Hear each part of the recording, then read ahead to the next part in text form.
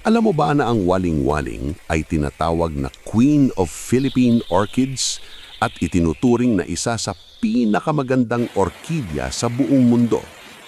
Pero bakit nga ba ito espesyal?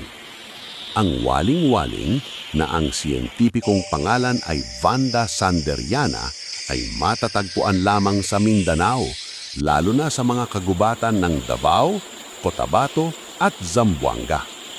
Namumukod tangi ito dahil sa malalaki at makukulay nitong bulaklak na may halo ng rosas, lila at dilaw. Mga kulay na tila ipininta ng kalikasan mismo. Bakit ito tinatawag na reyna?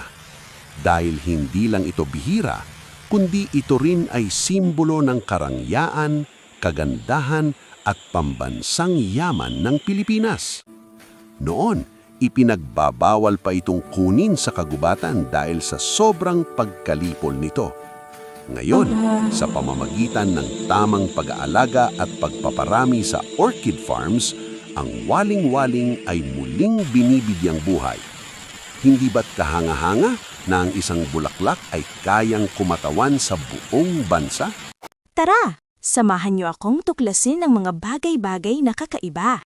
Lugar, selebrasyon, at species na makikita dito sa Pilipinas. Like, share, and subscribe.